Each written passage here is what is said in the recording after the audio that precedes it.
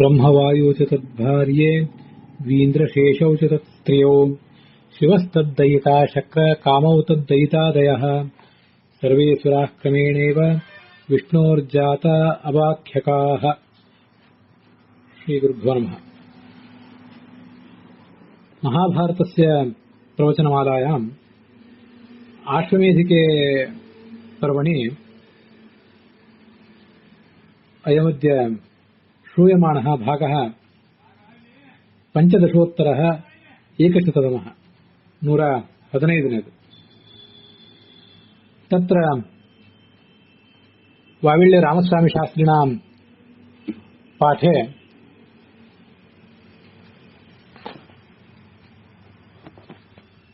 नवोत्तरः शततमः अध्यायः 109 अध्याय। वैष्णवपाठे टी.आर. कृष्णाचार्याणां पाठे च चतुरुत्तरः शततमः 104 अध्यायः।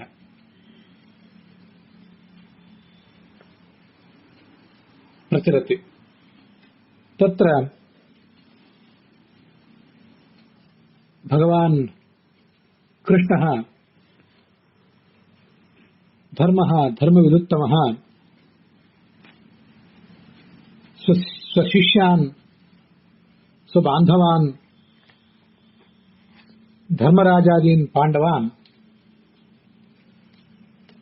एवं वैष्णवान् धर्मान् उपदिदेश। तेष्वेतेषु मध्ये स्नानविधिः इदानीं प्रवर्तते। नदीषु कूपेषु तडागेषु वा स्नानं कुर्वता साधकेन अनेकानि वरुणसूक्तानि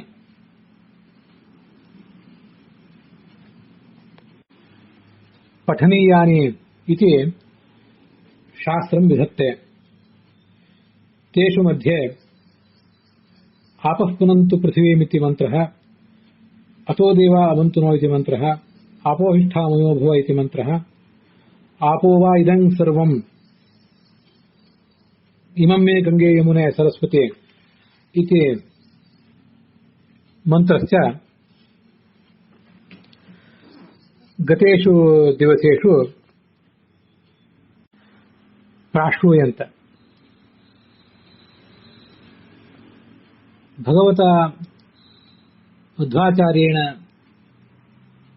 संरचितायां सदाचारस्मृत्यां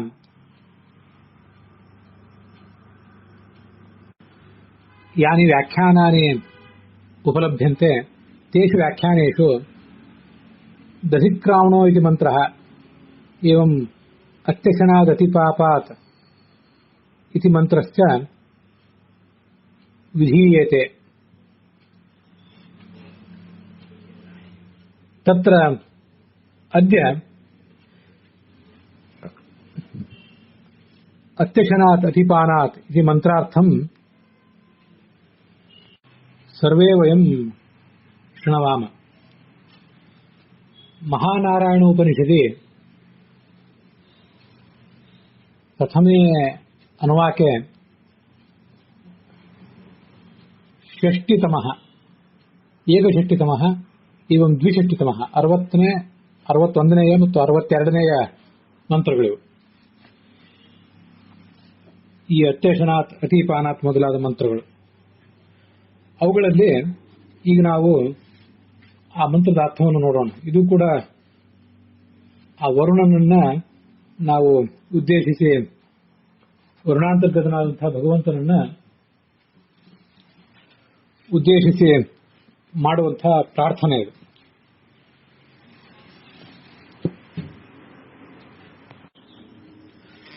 ಅತ್ಯಾಶನಾತ್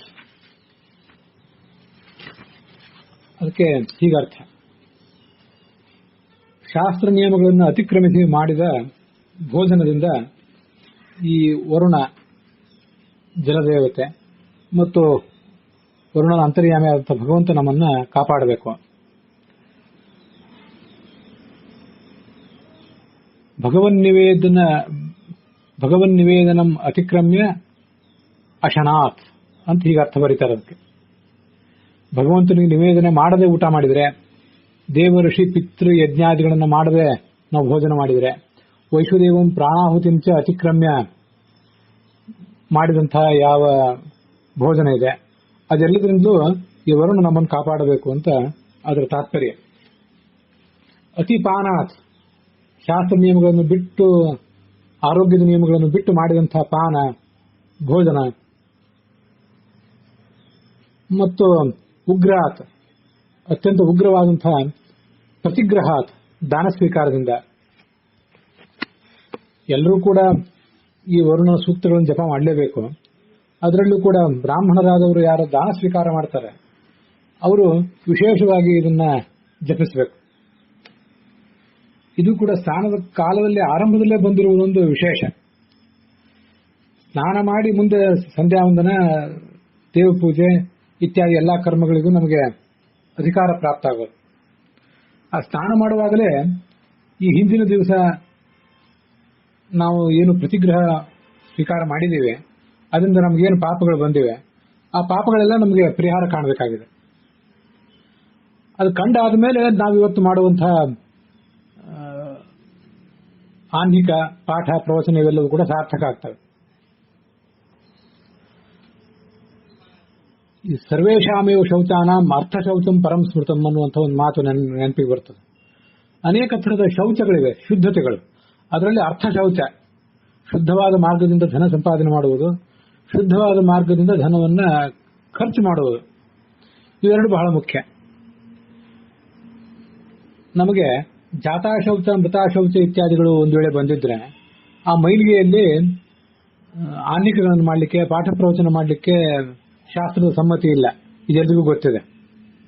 ಅದರಂತೆ ಈ ಅರ್ಥಶೌಚ ನಮಗಿಲ್ಲದೆ ಹೋದ್ರೂ ಕೂಡ ಜಾತಾಶೌಚ ಮೃತಾಶೌಚ ಇದ್ದಂತೆ ಅರ್ಥಾಶೌಚ, ಅನ್ಯಾಯದ ಮಾರ್ಗದಿಂದ ಧನ ಸಂಪಾದನೆ ಮಾಡಿದ್ರೆ, ಮಿತಿಮೀರಿದ ಪ್ರತಿಗ್ರಹ ಮಾಡಿದ್ರೆ, ದಾನ ಸ್ವೀಕಾರ ಮಾಡಿ ಅದಕ್ಕೆ ಪ್ರಾಯಶ್ಚಿತ್ತ ಮಾಡ್ಕೊಂಡಿಲ್ಲದೆ ಹೋದ್ರೆ ಅದೊಂದು ರೀತಿ ಅರ್ಥಾಶೌಚ.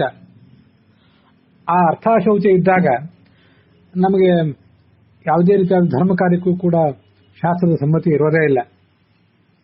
ಆಗ ಆ ಅರ್ಥಾಶೌಚವನ್ನು ನೀಗಿಕೊಳ್ಬೇಕಾಗ್ತದೆ. ಅದಕ್ಕಾಗಿ ಇದನ್ನೆಲ್ಲ ಮಾಡುವಂಥ ಪ್ರಯತ್ನಗಳಿವೆ. ಸಾಧಕನಾದವನಿಗೆ ಬಹಳ ದೊಡ್ಡ ಮಟ್ಟದ ಆರ್ಜವ, ಸರಳವಾದ ಜೀವನವನ್ನು ನಡೆಸುವಂಥ ಬದ್ಧತೆ, ದುರಾಸೆ ಪಡೆದೇ ಇರುವುದು, ಇನ್ನೊಬ್ಬರಿಂದ ಸ್ವೀಕಾರ ಮಾಡದೇ ಇರುವುದು ಹೆಚ್ಚು ಮುಖ್ಯ. ಅದನ್ನು ಈ ಸಂದರ್ಭದಲ್ಲಿ ನೆನಪು ಮಾಡಿಕೊಳ್ಬೇಕು. ಹೆಚ್ಚು ಉಗ್ರಾಟ್ ಪ್ರತಿಗ್ರಹಾತ್, ಭಯಂಕರವಾದಂತಹ ದಾನ ಸ್ವೀಕಾರದಿಂದ ಯಾವ ಪಾಪವು ನಮಗೆ ಬಂದಿದೆಯೋ ನಹ ನಮ್ಮ ತತ್, ಆ ಪಾಪವನ್ನು ರಾಜ ವರುಣ, ನಮಗೆಲ್ಲರಿಗೂ ಕೂಡ ರಾಜನಾದಂತಹ ವರುಣನು ಪಾಣಿನ ಅವಮೃಷತು, ತನ್ನ ಕೈಯಿಂದ ನಮ್ಮನ್ನ ಮುಟ್ಟಿ ನಮ್ಮನ್ನು ಶುದ್ಧರನ್ನಾಗಿ ಮಾಡಲಿ, ಆ ಪಾಪವನ್ನು ಪರಿಹರಿಸಲಿ ಅಂತ ಕೇಳ್ಕೊತಾ ಇದ್ದಾರೆ. ರಾಜ ಅಂತಿದೆಯಲ್ಲ, ಅದು ತುಂಬಾ ಒಂದು ವಿಶಿಷ್ಟವಾದಂತಹ ಶಬ್ದ. ಈ ಎಲ್ಲ ದೇವತೆಗಳನ್ನು ಕೂಡ ನಾವು ಭಿನ್ನ ಭಿನ್ನ ಶಬ್ದಗಳಿಂದ ಸ್ತುತಿಸ್ತೇವೆ. ಅದರಲ್ಲಿ ವರುಣನಿಗೆ ಈ ರಾಜ ಅನ್ನುವಂಥ ಒಂದು ಶಬ್ದ ಕೇಳಿ ಬರ್ತದೆ. ತನ್ನೋ ರಾಜ ವರುಣ, ವರುಣೋ ರಾಜ ಅಂತ ಹೀಗೆ. ಇಂಥದೇ ಒಂದು ರಾಜ ಅನ್ನುವ ಶಬ್ದ ವರುಣನಿಗೆ ಬರುವಂತ ಮತ್ತೊಂದು ಮಂತ್ರ ಈ ಯಜುರ್ವೇದದ ಸಂಧ್ಯಾವಂದನದಲ್ಲಿ ಹಿರಣ್ಯವರ್ಣ ಸುರೇಹ ಪಾವಕಾಯ ಸುರಾಥ ಕಶ್ಯಪೋಯಾಸ್ಮಿಂದ್ರ ಅಗ್ನಿಮಿಯಾ ಗರ್ಭಂ ದದಿರೇ ವಿರೂಪಾಸ್ಥಾನ ಪುಷ್ಯಂ ಸ್ಯೋನಾ ಭವಂತು ಯಾಸಾಂ ರಾಜ ವರುಣೋ ಯಾತಿ ಮಧ್ಯೆ ಸತ್ಯಾನೃತೆ ಅವಪಶ್ಯಂ ಜನಾನಾಂ ಅಂತ ಒಂದು ಮಾತು ಬರ್ತದೆ. ಅಲ್ಲಿಯೂ ವರುಣನನ್ನ ರಾಜ ಅಂತ ವರ್ಣನೆ ಮಾಡಿದ್ದಾರೆ. ಈ ರಾಜ ಅನ್ನೋ ಶಬ್ದವನ್ನ ನಾವು ಸರಿಯಾಗಿ ಅರ್ಥ ಮಾಡ್ಕೊಳ್ಬೇಕು. ಯಾಕೆ ಅವನು ರಾಜ ಅಂತ. ನಾನೀಗ ಯಜುರ್ವೇದದ ಮಂತ್ರ ಏನು ಹೇಳಿದೆ, ಅಲ್ಲಿ ಯಾಸಾಂ ರಾಜ ವರುಣ, ಈ ಜಲದ ದೇವತೆಯಾದಂತಹ ವರುಣ, ಎಲ್ಲ ಜಲಾಭಿಮಾನಿ ದೇವತೆ ಗಂಗಾ ಮೊದಲಾದ ದೇವತೆಗಳು ಕಳೆದ ದಿವಸ ಇಮಮ್ಮೆ ಗಂಗೆಮರಿ ಅಂತ ಅದನ್ನು ನಾವು ಕೇಳಿದ್ದೇವೆ. ಅವುಗಳಿಗೆ ಆ ಎಲ್ಲ ಜಲಾಭಿಮಾನಿ ದೇವತೆಗಳ ಪತಿಯಾದಂತಹ ವರುಣ, ನೀರಿನ ಪತಿಯವನು. ಅದಲ್ಲದೆ ಈ ಜಗತ್ತಿನ ಪ್ರಜೆಗಳು ನಾವೆಲ್ಲ ಏನಿದ್ದೇವೆ, ನಮಗೂ ಕೂಡ ಅವನು ರಾಜ ಅಂತ ಶಾಸ್ತ್ರ ಅವನನ್ನು ವರ್ಣನೆ ಮಾಡ್ತದೆ. ಅದನ್ನು ಈಗ ಮುಂದೆ ಹೇಳ್ತೇನೆ. ಯಾಸಾಂ ರಾಜ ವರುಣೋ ಯಾತಿ ಮಧ್ಯೆ, ಅವನು ಈ ಜಗತ್ತಿನಲ್ಲಿ ಸಂಚಾರ ಮಾಡ್ತಾ ಇರ್ತಾನೆ. ಸತ್ಯಾನತೆ ಅವಪಶ್ಯಂ ಜನಾನಾಂ, ನಾವೆಲ್ಲ ಜನರೇನಿದ್ದೇವೆ ಸತ್ಯವಾದದನ್ನ, ಯಾವ ಯಥಾರ್ಥವಾದ ಜ್ಞಾನವನ್ನು ಸಂಪಾದನೆ ಮಾಡ್ತೇವೆ, ಯಥಾರ್ಥವಾದ ಕೃತಿಯನ್ನು ನಾವೇನು ಮಾಡ್ತೇವೆ, ಮತ್ತೆ ಅನೃತ ನಾವೇನು ಸುಳ್ಳಾಡ್ತೇವೆ, ಯಾವುದು ಮಿತಿಮೀರಿದ ಪ್ರತಿಗ್ರಹ ದಾನ ಸ್ವೀಕಾರ ಮಾಡಿದ್ದೇವೆ, ಧನವನ್ನು ಹೇಗೆ ಅನ್ಯಾಯದ ಮಾರ್ಗದಿಂದ ಸಂಪಾದನೆ ಮಾಡಿದ್ದೇವೆ, ಹೇಗೆ ಅದನ್ನು ಅನ್ಯಾಯದಿಂದ ಖರ್ಚು ಮಾಡ್ತಾ ಇದ್ದೇವೆ, ಭೋಗ ವಿಲಾಸದಲ್ಲಿ ನಾವು ಮುಳುಗಿದ್ದೀವಿ ಅನ್ನೋದನ್ನೆಲ್ಲ ಅವನು ನೋಡ್ತಾ ಇರ್ತಾನೆ. ಸತ್ಯಾನತೆ ಅವಪಶ್ಯಂ ಜನಾನಾಂ ಅಂತ ಹೀಗದು ಆ ಯಜುರ್ವೇದದ ಒಂದು ಮಂತ್ರ. ಅದಲ್ಲದೆ ಈ ಐತರೇಯ ಉಪನಿಷತ್ತಿನಲ್ಲಿ ವರುಣೋಸ್ಯ ಪ್ರಜಾಂ ಧರ್ಮೇಣ ದಧಾರ ಅಂತ ಒಂದು ಮಂತ್ರ ಕೇಳಿ ಬರ್ತದೆ. ಇದು ಈ ಭಗವಂತನ ಪ್ರಾಣದಿಂದ ಜಗತ್ತು ಸೃಷ್ಟಿಯಾಗುವುದು, ಚಕ್ಷುಸ್ಸಿನಿಂದ, ಶ್ರೋತ್ರದಿಂದ, ಮನಸ್ಸಿನಿಂದ, ಹೀಗೆಲ್ಲ ವರ್ಣನೆ ಮಾಡುವಂತಹ ಒಂದು ಪ್ರಸಂಗ. ಅಲ್ಲಿ ಮನಸಾ ಸೃಷ್ಟ ಆಪೋ ವರುಣಸ್ಯ ಆಪೋ ಹಾಸ್ಮೇ ಶ್ರದ್ಧಾಂ ಸನ್ನಮಂತೆ ಪುಣ್ಯಾಯ ಕರ್ಮಣೆ ವರುಣೋಸ್ಯ ಪ್ರಜಾಂ ಧರ್ಮೇಣ ದಧಾರ ಅಂತ ಹೀಗೆ ಬಂದಿದೆ. ವಿಷ್ಣುವಿನ ಮನಸ್ಸಿನಿಂದ ಜಲಾಭಿಮಾನಿಯಾದ ವರುಣ ಮತ್ತೆ ಜಲಾಭಿಮಾನಿಗಳಾದಂತಹ ಉಳಿದೆಲ್ಲ ದೇವತೆಗಳು, ಬ್ರಹ್ಮ, ನಾನು ಈ ಪ್ರವಚನದ ಆರಂಭದಲ್ಲಿ ಆ ಮಂಗಲಾಚರಣೆ ಹೇಳಿದೆ. ಬ್ರಹ್ಮವಾಯುಚು ತದ್ಭಾರ್ಯೆ ವೀಂದ್ರಶೇಷೌಚು ತತ್ಸ್ತ್ರೀಯವು, ಬ್ರಹ್ಮವಾಯುಗಳು, ಗರುಡ ಶೇಷರು ಮತ್ತು ಅವರಿಬ್ಬರ ಪತ್ನಿಯರು, ಬ್ರಹ್ಮವಾಯುಗಳ ಪತ್ನಿಯರು, ಶಿವ ಮತ್ತು ಅವನ ಪತ್ನಿ, ಶಕ್ರ, ಇಂದ್ರ, ಕಾಮ ಅವರಿಬ್ಬರ ಪತ್ನಿಯರು, ಇವರೆಲ್ಲರೂ ಕೂಡ ವಿಷ್ಣೋರ್ ಜಾತಾಹ ಅಭಾಖ್ಯಕಾಹ, ಅಪು ಎಂಬ ಹೆಸರಿನಿಂದ ಇವರೆಲ್ಲರೂ ಹುಟ್ಟಿದರು ಅಂತ ಅಲ್ಲಿ ಬಂದಿದೆ. ಇವರೆಲ್ಲರೂ ಸರ್ವೇಚ ಅಭಭಿಮಾನಿನಃ, ಇವರೆಲ್ಲರೂ ಆ ಜಲದ ಅಭಿಮಾನಿಗಳು. ಆಪಹ ಈರಿತಾಹ, ಬ್ರಹ್ಮಶೇಷ ಸುಪರ್ಣೇಂದ್ರ ಶಿವಾದ್ಯಾಹ ಆಪ ಈರಿತಾಹ, ತೇ ವಿಷ್ಣೋರ್ ಮನಸಾ ಜಾತಾಹ, ಎಲ್ಲರೂ ವಿಷ್ಣುವಿನ ಮನಸ್ಸಿನಿಂದ ಹುಟ್ಟಿದರು ಅಂತ ಐತರೆಯ ಭಾಷ್ಯ. ಸರ್ವೇಚ ಅಭಭಿಮಾನಿನಃ, ಎಲ್ಲರೂ ಕೂಡ ಜಲದ ಅಭಿಮಾನಿಗಳು. ವೈಶ್ವದೇವಿಯ ತಥೋ ಹ್ಯಾಪಃ, ಆದ್ರಿಂದ ನೀರು ಎಲ್ಲಾ ದೇವತೆಗಳಿಗೂ ಸಂಬಂಧಪಟ್ಟದ್ದು. ಇಲ್ಲಿ ಮಹಾಭಾರತದಲ್ಲಿ ಇದೇ ಅಧ್ಯಾಯದಲ್ಲಿ ನಾವು ಹೀಗಿಂದ ನೋಡಿದ್ವಿ, ಸರ್ವದೇವ ಮಯ ಹ್ಯಾಪಃ ಅಂತ ನೋಡಿದ್ವಿ. ವರುಣಶ್ಚ ಮನೋಭವ, ವರುಣನು ಕೂಡ ಮನಸ್ಸಿನಿಂದಲೇ ಹುಟ್ಟಿದವನು. ಪ್ರಾಣಿನಾಂ ಪೂರ್ತ ಪುಣ್ಯೇಶು ಶ್ರದ್ಧಾರೂಪ ಮನೋಧಿಪಃ, ನಾವು ಈ ಇಷ್ಟಾಪೂರ್ತಗಳನ್ನ, ಕೆರೆ ಕಟ್ಟೆ ಕಟ್ಟಿಸುವುದು ಮೊದಲಾದ ಎಲ್ಲ ಕ್ರಿಯೆಗಳನ್ನು ಏನು ಮಾಡ್ತೀವಲ್ಲ ನಾವು, ಜಲಾಶಯ ಮೊದಲಾದವುಗಳನ್ನು ನಿರ್ಮಾಣ ಮಾಡುವಂಥ ಕಾರ್ಯ, ಸಮಾಜಕ್ಕೆ ಉಪಯೋಗ ಆಗುವಂಥ ಕಾರ್ಯ ಇತ್ಯಾದಿ ಕಾರ್ಯದಲ್ಲಿ ನಮಗೊಂದಷ್ಟು ಶ್ರದ್ಧಾವನ್ನು ಕೊಟ್ಟು ನಮಗೆ ಪುಣ್ಯ ಕೊಡ್ತಾನೆ. ಅದರಿಂದ ಅವನು ಮನೋಭಿಮಾನಿ. ಕೇವಲ ರುದ್ರಾದಿಗಳು ಮಾತ್ರ ಮನೋಭಿಮಾನಿಗಳಲ್ಲ, ವರುಣನು ಕೂಡ ಭಗವಂತನ ಮನಸ್ಸಿನಿಂದ ಹುಟ್ಟಿದವನು. ಮತ್ತೆ ಮನೋಧಿಪ, ಮನಸ್ಸಿನ ಶ್ರದ್ಧೆಗೆ ಆ ವರುಣನೇ ಅಭಿಮಾನಿ. ಹೀಗೆ ನಾವು ವರುಣನನ್ನ ಶ್ರದ್ಧೆಗೆ ಅಭಿಮಾನಿ ಅಂತ ಉಪಾಸನೆ ಮಾಡಬೇಕು. ಶ್ರದ್ಧಾ ಅಂದ್ರೆ ಬೇರೆ ಏನೂ ಅಲ್ಲ, ಮನಸ್ಸಿನ ಒಂದು ರೂಪಾಂತರವೇ ಅದು. ಈ ವರುಣ ನಮಗೆ ಷಡಂಗಗಳ ಶಿಕ್ಷಾ, ವ್ಯಾಕರಣ, ಛಂದಸ್ಸು, ನಿರುಕ್ತ, ಜ್ಯೋತಿಷ, ಕಲ್ಪ ಅನ್ನುವಂತಹ 6 ಅಂಗಗಳ ಶ್ರವಣ ಮಾಡ್ಲಿಕ್ಕೆ ಬೇಕಾದಂತಹ ಶ್ರೋತ್ರಿಯೇಂದ್ರಿಯದ ಶಕ್ತಿಗೂ ಕೂಡ ಅವನ ನಿಯಾಮಕ ಅಂತ ಈ ಇಂದ್ರಿಯಾಭಿಮಾನಿ ದೇವತೆಗಳು ಅನ್ನನ್ನು ವರ್ಣನೆ ಮಾಡುವ ಪ್ರಸಂಗದಲ್ಲಿ ಇದೇ ಐತರೇಯ ಉಪನಿಷತ್ತಿನ ಭಾಷ್ಯದಲ್ಲಿ ಈ ವಿಷಯ ಬಂದಿದೆ. ಇಷ್ಟೆಲ್ಲ ಪಾತ್ರ ಇದೆ ಆ ವರುಣಂದು. ಅಂಥ ಆ ವರುಣ ಶ್ರದ್ಧೆಗೆ ಅಭಿಮಾನಿ ಅಂತ ತಿಳ್ಕೊಳ್ಬೇಕು. ಶ್ರದ್ಧಾರೂಪ ಮನೋಭಿಧ, ಮನೋಧಿಪ, ಮನಸ್ಸಿನ ಅಧಿಪತಿ ಅವನು. ಅಲ್ಲೇ ವರುಣೋಸ್ಯ ಪ್ರಜಾಂ ದಧಾರ ಅಂತ ಹೇಳಿದ್ದಾರೆ ಉಪನಿಷತ್ನಲ್ಲಿ. ಈ ಜಲಾಭಿಮಾನಿಗಳಾದಂತಹ ಎಲ್ಲಾ ದೇವತೆಗಳು, ಬ್ರಹ್ಮವಾಯುಗಳು, ವರುಣ ಮೊದಲಾದವರೆಲ್ಲರೂ ಪುಣ್ಯಕರ್ಮ ಮಾಡ್ಲಿಕ್ಕೆ ಬೇಕಾದ ನಮ್ಗೆ ಶ್ರದ್ಧೆಯನ್ನು ಕೊಡುವವರೇ ಇವರು. ವಿಷ್ಣುವಿನ ಪ್ರಜೆಗಳಾದಂತಹ ಜೀವರಿಗೆ ರಾಜನಾಗಿ ಅವರನ್ನು ಪಾಲಿಸ್ತಾನಂತೆ. ಅಸ್ಯ ಈ ಭಗವಂತನ ಪ್ರಜೆಗಳಾದಂತಹ ನಮ್ಮೆಲ್ಲರನ್ನು ವರುಣ ಧರ್ಮೇಣ ದಧಾರ. ಈ ವರುಣ ಒಂದು ರೀತಿಯಾಗಿ ಸಾಮಂತರಾಜನಾಗಿ, ರಾಜ ಅಂದ್ರೆ ನಾವು ಸಾಮಂತರಾಜನಾಗಿ ಅಂತ ತಿಳ್ಕೊಳ್ಬಹುದು. ಸಾಮಂತರಾಜನ ರೂಪದಲ್ಲಿದ್ದು ಅವನು ಆ ಚಕ್ರವರ್ತಿ ಆದಂತಹ ಭಗವಂತನ ಧರ್ಮವನ್ನ ಈ ಜಗತ್ತಿನಲ್ಲಿ ಆಚರಣೆಗೆ ತರುವಂತೆ ಮಾಡಿ ನಮ್ಮೆಲ್ಲರನ್ನೂ ಅವನು ಕಾಪಾಡ್ತಾನೆ. ಹೀಗೆ ಧರ್ಮೇಣ ದಾಧಾರ ಅಂತ ಐತರೇಯ ಉಪನಿಷತ್ತು ವರ್ಣನೆ ಮಾಡ್ತದೆ. ಮತ್ತೆ ಆ ಪ್ರಜಾಪಾಲನೆಗೆ ಬೇಕಾದಂತಹ ಜಲಾಶಯಾದಿ ನಿರ್ಮಾಣ ಕಾರ್ಯವನ್ನು ನಮ್ಮ ಕಡೆಯಿಂದ ಮಾಡಿಸ್ತಾನೆ. ಆ ಮೂಲಕ ನಮ್ಮೆಲ್ಲರನ್ನೂ ಅವನು ಕಾಪಾಡ್ತಾನೆ. ಹೀಗೆ ವರುಣ, ಜಲಾಭಿಮಾನಿಗಳಂತ ಉಳಿದ ದೇವತೆಗಳು ಎಲ್ಲರೂ ಆ ಭಗವಂತನನ್ನು ಆರಾಧನೆ ಮಾಡ್ತಾರೆ.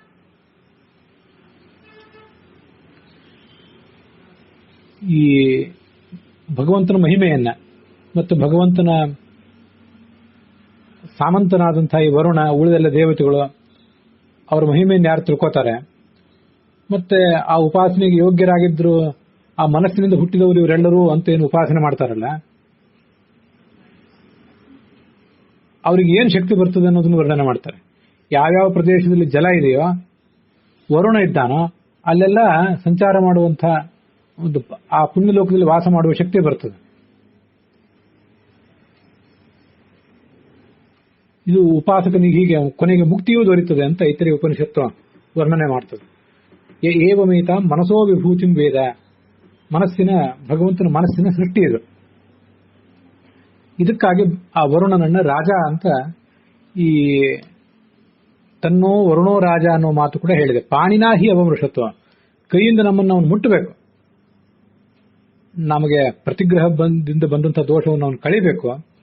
ಕೈಯಿಂದ ನಮ್ಮನ್ನು ಮುಟ್ಟಿ ನಮ್ಮಲ್ಲಿ ಶ್ರದ್ಧೆಯನ್ನು ಮೂಡಿಸಬೇಕು. ಅವನು ಕೇವಲ ಕೆರೆ ಕಟ್ಟೆ ಕಟ್ಟಿಸುವ ಶ್ರದ್ಧೆ ಮಾತ್ರ ಅಲ್ಲ, ಶಾಸ್ತ್ರಗಳನ್ನು ಅಧ್ಯಯನ ಮಾಡುವ ಶ್ರದ್ಧೆಯನ್ನು ಕೂಡ ಅವನು ಮೂಡಿಸಬೇಕು ಅಂತ ಅವನನ್ನ ಅದಕ್ಕಾಗಿ ನಾವು ಪ್ರಾರ್ಥನೆ ಮಾಡ್ತೇವೆ.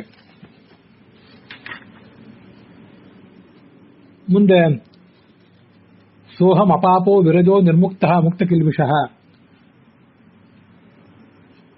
ಅಹಂ ನಾನೆಂಬ ಸಹ ಆ ಸಾಧಕ, ನಾನೆಂಬ ಈ ಸಾಧಕ, ಅಪಾಪಃ ಪಾಪ ಮಾಡುವ ಪ್ರವೃತ್ತಿಯನ್ನು ಕಳ್ಕೋಬೇಕು, ವಿರಜಃ ಪ್ರಕೃತಿ ಬಂಧನ ರಹಿತನಾಗಿ, ನಿರ್ಮುಕ್ತ ರಾಗದ್ವೇಷಾದಿಗಳಿಂದ ರಹಿತನಾಗಿ, ಮುಕ್ತ ಕಿಲ್ಪಿಷಃ ಸಂಚಿತ ಮತ್ತು ಆಗಾಮಿ ಪಾಪ, ಹಿಂದೆ ನಾನು ಡೆಪಾಸಿಟ್ ಮಾಡಿಕೊಂಡಂತಹ ಪಾಪಗಳು ಮತ್ತೆ ಅಪರೋಕ್ಷ ಜ್ಞಾನ ಬಂದ ಬಳಿಕ ನನಗೆ ಆಕಸ್ಮಿಕವಾಗಿ ಪಾಪ ಮಾಡುವ ಪ್ರಸಂಗ ಬಂದರೆ ಆ ಪಾಪಗಳಿಂದಲೂ ನಾನು ರಹಿತನಾಗಿ, ನಾಕ ಅಂದ್ರೆ ಸ್ವರ್ಗಾದಿ ಲೋಕಗಳು, ಅದರ ಪೃಷ್ಠ ಮೇಲಿರುವಂತಹ ಮಹದಾದಿ ಲೋಕಗಳನ್ನ ಆರುಹ್ಯ ತಲುಪಿ, ಬ್ರಹ್ಮಸಲೋಕತಾಂ ಪರಬ್ರಹ್ಮನ ಲೋಕವನ್ನ, ಪರಬ್ರಹ್ಮನ ಲೋಕದಲ್ಲಿಯೇ ಇರುವಂತಹ ಸಾಮರ್ಥ್ಯ ನನಗೇನಾದ್ರೂ ಅಂತ ಯೋಗ್ಯತಾ ನನಗೇನಾದ್ರೂ ಇದ್ರೆ ಅಲ್ಲೇ ಇರುವಂತಾಗ್ಲಿ, ಇಲ್ಲದೆ ಹೋದ್ರೆ ನಾನು ಎಲ್ಲಿ ಇದ್ದೇನೋ ಅದೇ ಪರಬ್ರಹ್ಮನ ಲೋಕ.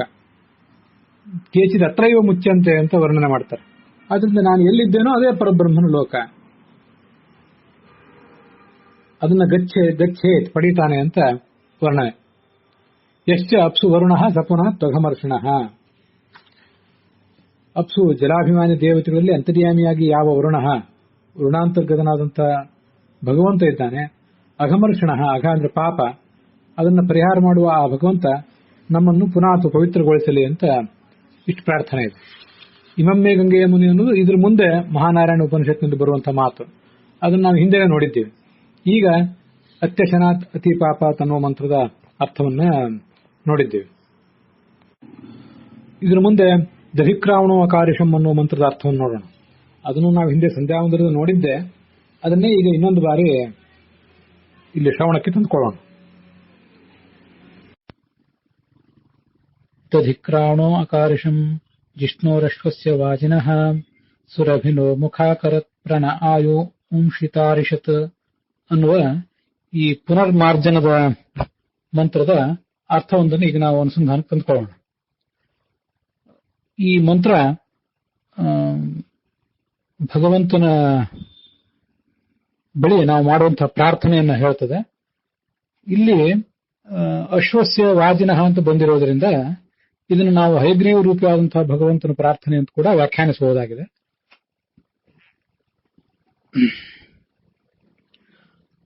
ಮೊದಲು ಅಲ್ಲಿ ನಮ್ಗೆ ಕಾಣಿಸುವಂತಹ ಶಬ್ದ ಜಿಷ್ಣೋಹ ಅಂತ ಹೇಳಿ. ಜಿಷ್ಣು ಅಂದ್ರೆ ಜಯಶೀಲನಾದವನು ಅಂತ. ಭಗವಂತ ನಿತ್ಯ ಯಾವತ್ತೂ ಕೂಡ ಜಯಶೀಲನಾಗಿದ್ದಾನೆ, ಎಲ್ಲರಿಗಿಂತಲೂ ಉತ್ಕೃಷ್ಟನಾಗಿದ್ದಾನೆ ಅಂತ ಒಂದರ್ಥ.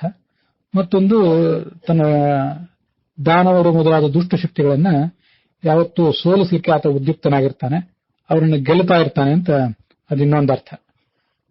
ಹೀಗೆ ಜಿಷ್ಣೋಹ ಅಂದ್ರೆ ಜಯಶೀಲನಾದಂತಹ ಭಗವಂತ. ಮುಂದೆ ಅಶ್ವಸ್ಯ ಅಂತ ನಮಗೆ ಕಾಣಿಸುವಂತ ಮತ್ತೊಂದು ಶಬ್ದ ಅಶ್ವಸ್ಯ ವಾಜಿನಃ ಅಂತ ಹೇಳಿ. ಹೀಗೆ ಎರಡು ಶಬ್ದಗಳಿವೆ.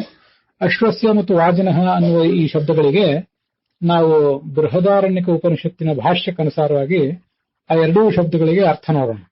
ಬೃಹದಾರಣ್ಯಕ ಉಪನಿಷತ್ತಿನ ಮೊದಲನೇ ಅಧ್ಯಾಯ ಅಥವಾ ಮೂರನೇ ಅಧ್ಯಾಯದ ಕೊನೆಗೆ ಅಶ್ವಬ್ರಾಹ್ಮಣ ಅಂತ ಏನಿದೆ, ಅಶ್ವಬ್ರಾಹ್ಮಣದಲ್ಲಿ ಇದರ ಕುರಿತಾದಂತಹ ವಿವರಣೆಗಳು ಕಂಡು ಬರ್ತವೆ. ಸರ್ವದಾ ಯುದ್ಧಕರ್ತೃತ್ವಾತ್ ವಾಗೀ ಚಾಪಿ ಪ್ರಕೀರ್ತಿತಃ ಅರ್ವಾ ಅತಿಗಮನಾದುಕ್ತಃ ಆಶುತ್ವಾದಶ್ವ ಉಚ್ಯತೆ ಇತಿ ವೈಹಾಯಸೆ ಅಂತ. ಈ ಭಗವಂತ ಯಾವತ್ತೂ ಕೂಡ ಯುದ್ಧವನ್ನು ಮಾಡ್ತಾ ಇರ್ತಾನೆ. ವಾಜ ಅಂತಂದ್ರೆ ಅವನು ಯುದ್ಧದಲ್ಲಿ ಪಾಲ್ಗೊಳ್ಳುವುದರಿಂದ ಅವನಿಗೆ ವಾಜಿ ಅಂತ ಹೆಸರಿದೆ. ವಾಜಂ ಅಂದ್ರೆ ಯುದ್ಧ ಅಂತ ಕೂಡ ಹೀಗೆ ಹೇಳ್ತಾರೆ. ಮತ್ತೆ ಆಶುತ್ವಾತ್ ಅಶ್ವ ಉಚ್ಯತೆ. ಅಶ್ವ ಅಂತಂದ್ರೆ ಶೀಘ್ರವಾಗಿ ಹೋಗುವಂತಹ ಸಾಮರ್ಥ್ಯವುಳ್ಳವನಾದ್ದರಿಂದ ಅಲ್ಲಿ ಆ ಬೃಹದಾರಣ್ಯಕ ಉಪನಿಷತ್ತಿನ ಭಾಷ್ಯದಲ್ಲಿ ಗಂಧರ್ವರ ಕುದುರೆಗಳಲ್ಲಿದ್ದು ವಾಜಿ ಅಂತ ಕರೆಸ್ಕೊಂಡಿದ್ದಾನೆ, ಮನುಷ್ಯರ ಕುದುರೆಗಳಲ್ಲಿದ್ದು ಅಶ್ವ ಅಂತ ಕರೆಸ್ಕೊಂಡಿದ್ದಾನೆ ಅಂತ ಹೀಗೆ ಪ್ರತ್ಯೇಕವಾಗಿದೆ. ನಮಗೆ ಅದೇನ್ ಬೇಡ. ಭಗವಂತ ವಾಜಿ ಎಂಬ ಶಬ್ದದಿಂದ ಹೇಗೆ ವಾಚ್ಯನಾಗ್ತಾನೆ, ಅಶ್ವ ಎಂಬ ಶಬ್ದದಿಂದ ಹೇಗೆ ವಾಚ್ಯನಾಗ್ತಾನೆ, ಅಷ್ಟಾದ್ರೆ ನಮಗೆ ಸಾಕಷ್ಟೆ. ಆದ್ರಿಂದ ಇದು ಹಯಗ್ರೀವ ರೂಪಿಯಾದಂತಹ ಭಗವಂತನ ಸ್ತೋತ್ರ. ಸರ್ವದಾ ಯುದ್ಧಕರ್ತೃತ್ವಾತ್ ವಾಜಿ, ಆಶುತ್ವಾತ್ ಶೀಘ್ರ ಗಮನಶೀಲನಾದ್ರಿಂದ. ಗಮನಶೀಲ ಅಂತಂದ್ರೆ ಕುದುರೆ ಬಹಳ ವೇಗವಾಗಿ ಧಾವಿಸ್ತದೆ ಅಂತ ಒಂದರ್ಥ. ಮತ್ತೊಂದು ಆ ಕುದುರೆ ಅತ್ಯಂತ ಬಹಳ ಬುದ್ಧಿವಂತವಾದಂತಹ ಒಂದು ಪ್ರಾಣಿ, ಇದು ನಮಗೆಲ್ಲ ಗೊತ್ತಿದೆ. ಹಾಗೆ ಭಗವಂತ ಸರ್ವಜ್ಞನಾದ್ರಿಂದ ಅತ್ಯಂತ ಶೀಘ್ರವಾಗಿ ಎಲ್ಲವನ್ನೂ ತಿಳ್ಕೊಳ್ಳುವವನಾದ್ರಿಂದ ಅವನಿಗೆ ಅಶ್ವ ಅನ್ನುವಂತಹ ಈ ಶಬ್ದದಿಂದ ವಾಚ್ಯತ್ವ ಇದೆ. ಮತ್ತೆ ಈ ವಾಜಿನಃ ಅನ್ನೋ ಶಬ್ದಕ್ಕೆ ವೇಗವುಳ್ಳವನು ಅಂತ ಆ ಒಂದು ಅರ್ಥವನ್ನು ಕೂಡ ಹೇಳ್ತಾರೆ. ವಾಜ ಅಂದ್ರೆ ವೇಗ ಅನ್ನೋ ಅರ್ಥವನ್ನು ಕೂಡ ಕೆಲವು ಕೋಶದಲ್ಲಿ ನಾವು ಕಾಣಬಹುದು. ಇನ್ನೂ ಒಂದು ಅರ್ಥ ಇದೆ, ವಾಜ ಅಂತಂದ್ರೆ ಅನ್ನ ಅಂತ ಅರ್ಥ. ಹಾಗಾಗಿ ಸರ್ವಭಕ್ಷಕನಾದವನು, ಈ ಜಗತ್ತೆಲ್ಲವೂ ಕೂಡ ಅವನಿಗೆ ಅನ್ನದ ರೂಪದಲ್ಲಿರೋದ್ರಿಂದ ಅದನ್ನೆಲ್ಲವನ್ನು ಆತ ಭಕ್ಷಿಸುವುದರಿಂದ ವಾಜಿ ಅಂತಂದ್ರೆ ಸರ್ವಭಕ್ಷಕ. ಹೀಗೆ ಸರ್ವಭಕ್ಷಕ, ವೇಗಶಾಲಿ, ಮತ್ತೆ ದಾನವರ ಜೊತೆ ಯುದ್ಧ ಮಾಡುವಂಥವನು. ಅದಕ್ಕಾಗಿ ಅವನಿಗೆ ವಾಜಿನಃ ಅನ್ನುವಂತಹ ಶಬ್ದದಿಂದ ವಾಚ್ಯತ್ವವನ್ನು ಹೇಳ್ತಾರೆ. ಇನ್ನು ಮುಂದೆ ಬರುವಂತಹ ಶಬ್ದ ಅಂದ್ರೆ ದಧಿಕ್ರಾವಣ ಅನ್ನುವಂತಹ ಒಂದು ಶಬ್ದ. ದಧಿ ಅಂತಂದ್ರೆ ಈ ಧಾರಣ ಸಾಮರ್ಥ್ಯವುಳ್ಳಂತಹ ಎಲ್ಲ ತರದ ಹವಿಸ್ಸುಗಳು ಮತ್ತೆ ಕಾಷ್ಠಗಳು. ಅಗ್ನಿಯಲ್ಲಿ ನಾವು ಎಲ್ಲ ರೀತಿಯಾದಂತಹ ಹವಿಸ್ಸುಗಳನ್ನು ಹಾಕ್ತೇವೆ, ತುಪ್ಪ ಇತ್ಯಾದಿ ಹವಿಸ್ಸುಗಳನ್ನ, ಮತ್ತೆ ಕಾಷ್ಠಗಳನ್ನ, ಕಟ್ಟಿಗೆಗಳನ್ನು ಕೂಡ ಹಾಕ್ತೇವೆ. ಅವು ಕೆಲವಕ್ಕೂ ಕೂಡ ದಧಿ ಅಂತ ಹೆಸರಿದೆ. ಯಾಕೆಂದ್ರೆ ಅವೆಲ್ಲ ಅಗ್ನಿಗೆ ಧಾರಣ ಸಾಮರ್ಥ್ಯವನ್ನು ಕೊಡ್ತವೆ. ಅಗ್ನಿ ಸ್ಥಿರಕಾಲ ಅಲ್ಲಿ ಉರಿಲಿಕ್ಕೆ ಅನುಕೂಲ ಮಾಡಿಕೊಡ್ತವೆ, ನಮಗೆ ಗೊತ್ತಿದೆ. ಮತ್ತೆ ತುಪ್ಪ ಮೊದಲಾದ ಹವಿಸ್ಸು ಏನಿದೆ ಅದು ಅದನ್ನು ಭಕ್ಷಣೆ ಮಾಡಿದವನಿಗೂ ಕೂಡ ಒಂದು ಧಾರಣ ಸಾಮರ್ಥ್ಯವನ್ನು ಕೊಡ್ತದೆ. ಆದ್ರಿಂದ ದಧಿ ಅಂತಂದ್ರೆ ಕಟ್ಟಿಗೆ ಆಗಬಹುದು, ಸತ್ಯನಾಥ ತೀರ್ಥರ ಆ ಸಂಧ್ಯಾಭಾಷ್ಯದಲ್ಲಿ ಹೇಳಿದಂತೆ ಕಟ್ಟಿಗೆಯೂ ಆಗಬಹುದು, ಹವಿಸ್ಸೂ ಆಗಬಹುದು. ಮತ್ತೆ ಎಲ್ಲದಕ್ಕಿಂತ ಇನ್ನೂ ವ್ಯಾಪಕವಾದ ಅರ್ಥ ಅಂತಂದ್ರೆ ದಧಿ ಅಂದ್ರೆ ಮೊಸರು ಮೊದಲಾದ ಭವಿಷ್ಯ ದ್ರವ್ಯಗಳು ಅಂತ ಹೀಗೆ ಕೂಡ ಒಂದು ಕಡೆ ಅರ್ಥ ಬರೆದಿದ್ದಾರೆ. ಎಲ್ಲ ಥರದ ಪದಾರ್ಥಗಳನ್ನು ನೀವು ಅಗ್ನಿಯಲ್ಲಿ ಏನೇನು ಹಾಕ್ತೀರಿ ಅದೆಲ್ಲವನ್ನು ಕೂಡ ಆತ ಸ್ವೀಕಾರ ಮಾಡ್ತಾನೆ ಅಂತ ಅವನ ಬಗ್ಗೆ ನಾವು ಮಾಡ್ಕೊಳ್ಬೇಕಾದಂತಹ ಅನುಸಂಧಾನ. ಏನೇನು ಭಗವಂತನಿಗೆ ಕೊಡ್ತೇವೆ, ಜ್ಞಾನ, ಭಕ್ತಿ, ವೈರಾಗ್ಯ, ಅದೆಲ್ಲವನ್ನೂ ಆತ ಸ್ವೀಕಾರ ಮಾಡ್ತಾನೆ. ಯಾಕೆಂದ್ರೆ ಅನೇಕ ಕಡೆ ಹವಿಸ್ಸು ಅಂದ್ರೆ ಕೆಲವು ಬಾರಿ ನಮಸ್ಕಾರಗಳು ಅಂತ ಅರ್ಥವನ್ನು ಹೇಳ್ತಾನೆ. ಸೋಮ ಅಂದ್ರೆ ಸೋಮ ರಸ ಅಂತಾನೆ ಏನು ಅರ್ಥ ಅಲ್ಲ. ನಮ್ಮ ಭಕ್ತಿ ಇತ್ಯಾದಿಗಳಿಂದ ಪೂರ್ಣವಾದಂತಹ ಮನಸ್ಸುಗಳಿಗೂ ಕೂಡ ಸೋಮ ಅಂತ ಹೇಳ್ತಾರೆ. ಅದೆಲ್ಲ ತಮಗೆ ಗೊತ್ತಿದ್ದೇ ಇದೆ. ಆ ಕಾರಣದಿಂದಾಗಿ ದಧಿ ಅಂದ್ರೆ ನಮಗೆ ಆಧ್ಯಾತ್ಮಿಕವಾಗಿ ಪೋಷಣೆಯನ್ನು ಕೊಡಬಲ್ಲಂತಹ ಜ್ಞಾನ, ಭಕ್ತಿ, ವೈರಾಗ್ಯ ಇವೆಲ್ಲವೂ ಕೂಡ ದಧಿಯೇ. ಅದನ್ನ ಸ್ವೀಕಾರ ಮಾಡ್ತಕ್ಕಂಥವನು, ಸ್ವೀಕಾರ ಮಾಡಿ ನಮ್ಮನ್ನು ಅನುಗ್ರಹಿಸ್ತಕ್ಕಂಥವನು ಈ ಹಯಗ್ರೀವ ರೂಪಿಯಾದಂತಹ ಭಗವಂತ. ಆದ್ರಿಂದ ಆತ ದಧಿಕ್ರಾವ ಅಂತ ಅದು ಮೂಲ ಶಬ್ದ. ಅದರ ದಧಿಕ್ರಾವಣ ಅಂತೇಳಿ ಷಷ್ಠಿ ವಿಭಕ್ತಿ ಏಕವಚನದ ಶಬ್ದ ಅದು.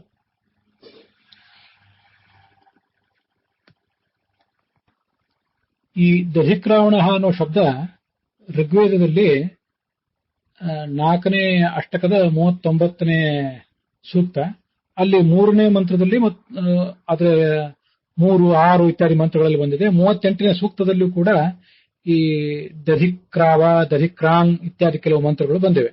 ಅಂಥದ್ರಲ್ಲಿ ಈಗ ನಾವು ನೋಡ್ತಿರೋ ಮಂತ್ರಕ್ಕೆ ಸ್ವಲ್ಪ ಹೋಲುವಂತ ಇನ್ನೊಂದು ಮಂತ್ರವೂ ಕೂಡ ಇದೆ. ಯೋ ಅಶ್ವಸ್ಯ ದಧಿಕ್ರಾವಣೋ ಅಕಾರೀತ್ ಸಮಿದ್ಧೇ ಅಗ್ನಾ ಉಷಸೋ ವಿಷ್ಟೌ ಅನಾಗಸಂ ತಮದಿತಿ ಕೃಣೋತು ಸಮಿತ್ರೇ ನವರುಣೇನ ಸಜೋಷಾಹ ಅಂತೇಳಿ ಆ 3ನೇಯ ಮಂತ್ರ. ಯೋ ಅಶ್ವಸ್ಯ ದಧಿಕ್ರಾವಣ ಅಕಾರೀತ್ ಅಂತಿದೆಯಲ್ಲ, ಅಲ್ಲಿ ಯಹ ಅಂದ್ರೆ ಆ ಯಜಮಾನ ಅಂತ ಅರ್ಥ. ಯಜಮಾನನಾದವನು ಅಶ್ವರೂಪದ ಈ ಭಗವಂತ ಏನಿದ್ದಾನೆ, ದಧಿಕ್ರಾವಣ ಅಂದ್ರೆ ನಮ್ಮ ಜ್ಞಾನಭಕ್ತಿ ವೈರಾಗ್ಯಾದಿಗಳನ್ನು ಸ್ವೀಕರಿಸುವಂತವನು, ಅವನ ಸ್ತೋತ್ರವನ್ನು ಮಾಡ್ತಾನೆ. ಹೇಗೆಂದ್ರೆ ಉಷಸೋ ವಿಷ್ಟೌ, ಉಷಸ್ ಅಂದ್ರೆ ಪ್ರಭಾತ ಕಾಲ. ಪ್ರಭಾತ ಕಾಲ ಆದಾಗ ಅಗ್ನಿಯಲ್ಲಿ ಸಮಿದ್ಧವಾದ ಪ್ರಜ್ವಲಿಸ್ತಾ ಇರುವಂತಹ ಅಗ್ನಿಯಲ್ಲಿ ಆತನ ಆರಾಧನೆಯನ್ನು ಮಾಡ್ತಾನೆ.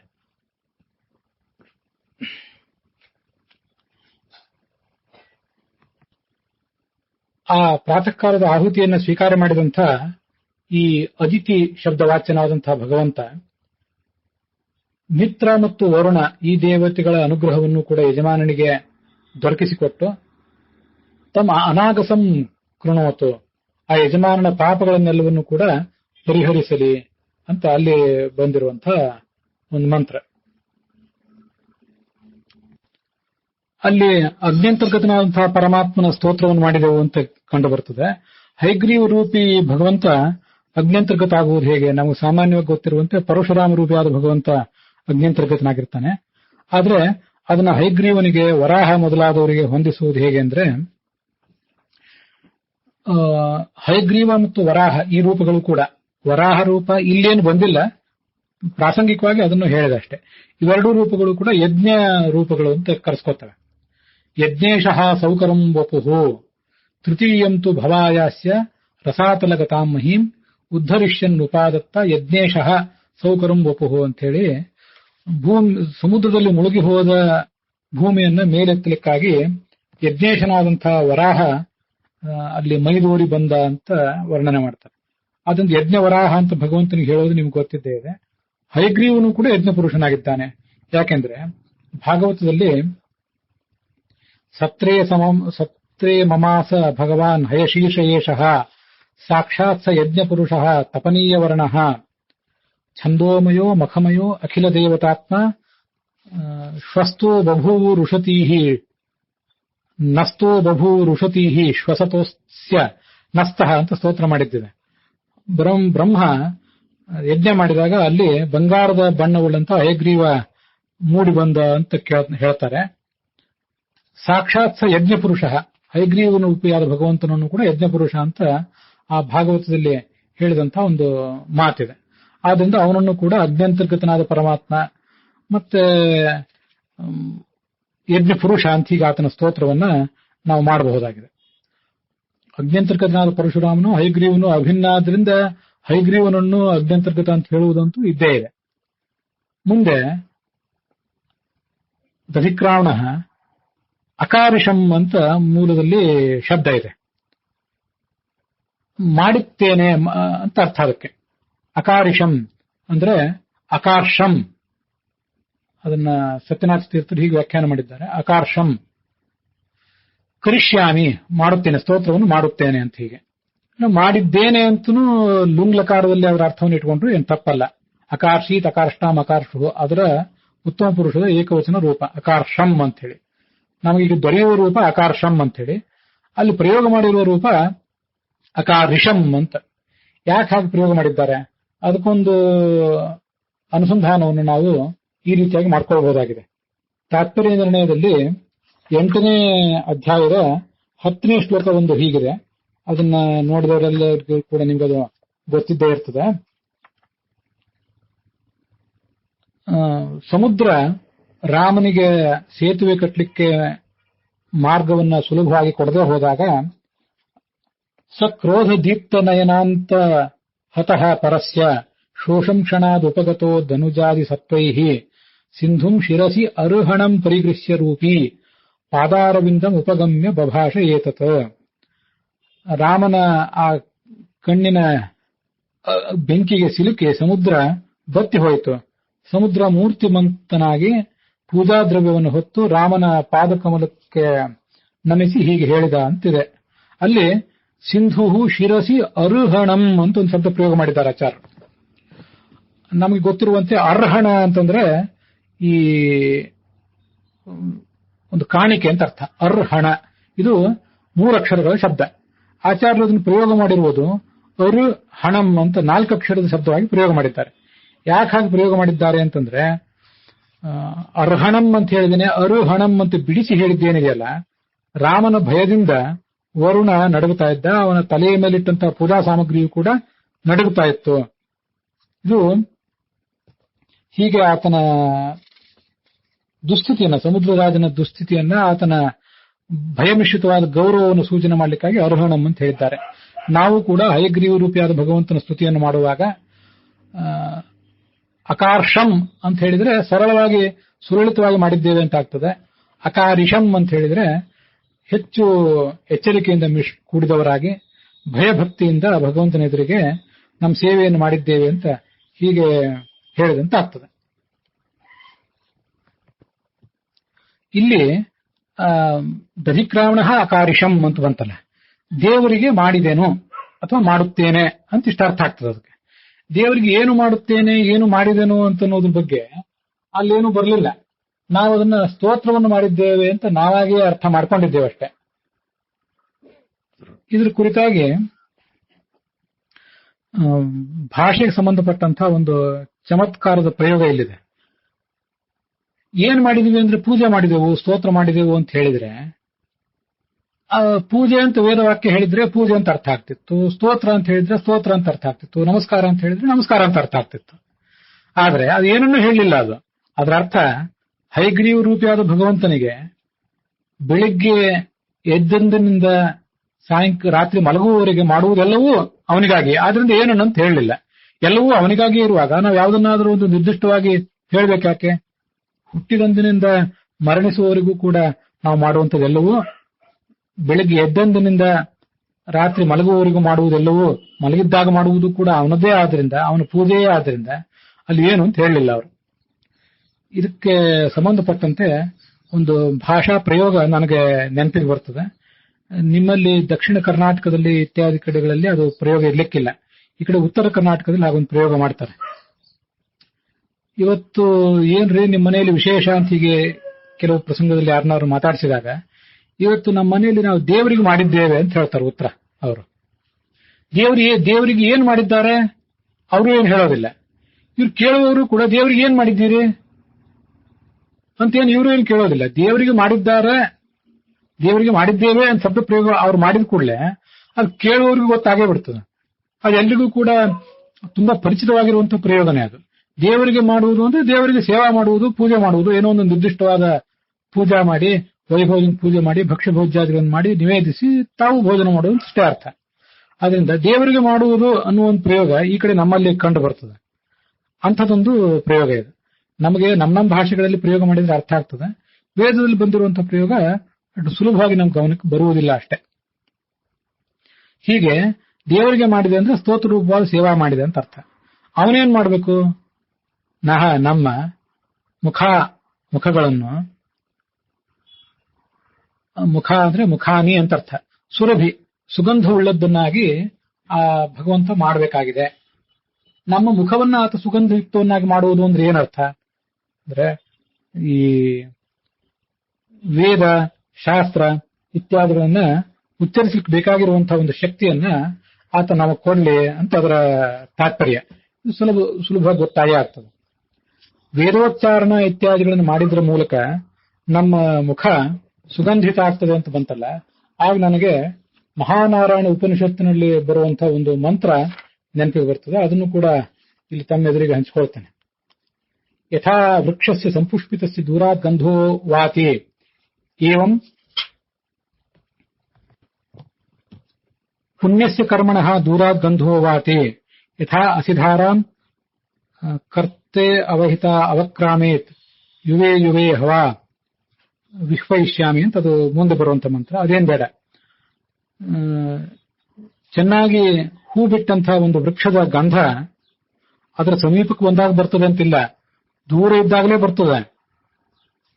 ಬಹಳ ದೂರದಿಂದಲೇ ಇಲ್ಲೊಂದು ಹೂ ಬಿಟ್ಟಂತಹ ಗಿಡ ಇದೆ ಅಂತ ಎಲ್ಲರಿಗೂ ಗೊತ್ತಾಗ್ತದೆ. ಏವಂ ಪುಣ್ಯಸ್ಯ ಕರ್ಮಣಃ ದೂರಾತ್ ಗಂಧೋ ವಾತಿ. ಪುಣ್ಯಕರ್ಮ ಸತ್ಕರ್ಮ ಏನಿರ್ತದಲ್ಲ ಅದರ ಒಂದು ಸುಗಂಧ ಆ ವ್ಯಕ್ತಿಯ ಪರಿಸರದಲ್ಲಿ, ಸುತ್ತಮುತ್ತಲಿನ ಎಲ್ಲಾ ಪರಿಸರದಲ್ಲಿಯೂ ಕೂಡ ಹರಡಿರ್ತದೆ ಅಂತ. ಹೀಗೆ ಪುಣ್ಯಕರ್ಮ ಅಂದ್ರೆ ಏನು? ನಾವು ಮಾಡುವಂತಹ ಶ್ರವಣ ಮನನ ಇತ್ಯಾದಿಗಳು, ಹಾಗೆ ಮಾಡುವಂತಹ ವೇದಾಧ್ಯಯನ ಇತ್ಯಾದಿಗಳು, ಹೀಗೆ ಅವೆಲ್ಲ ಪುಣ್ಯಕರ್ಮಗಳ ಗಂಧ. ಆದ್ರಿಂದ ನಮ್ಮ ಮುಖವನ್ನು ಸುಗಂಧ ಭರಿತವನ್ನಾಗಿ ಮಾಡಲಿ ಅಂತ ನಾವು ಹೈಗ್ರೀವ ರೂಪಿಯಾದ ಭಗವಂತನನ್ನು ಕೇಳುವುದು, ವೇದ ಪಠನ ವೇದ ವ್ಯಾಖ್ಯಾನ ಇತ್ಯಾದಿಗಳನ್ನ ಮಾಡಿ ನಮ್ಮ ಮುಖ ಸುಗಂಧ ಭರಿತ ಆಗುವಂತೆ ಮಾಡಲಿ, ಅದೇ ಸುಗಂಧ ಅಂತ ನಾವು ಆ ಭಗವಂತನನ್ನ ಪ್ರಾರ್ಥಿಸಬೇಕು.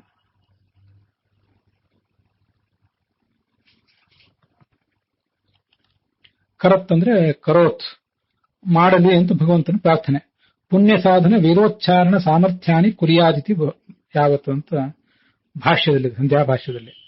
ಮುಂದೆ ನಹ, ಇಂಥ ಎಲ್ಲ ವೇದ ಉಚ್ಚಾರಣ ವೇದ ವ್ಯಾಖ್ಯಾನ ಇತ್ಯಾದಿಗಳನ್ನು ಮಾಡಬೇಕು ಅಂದ್ರೆ ನಮ್ಮ ಆಯುಷ್ಯವೂ ಕೂಡ ಹೆಚ್ಚಾಗಬೇಕಲ್ಲ.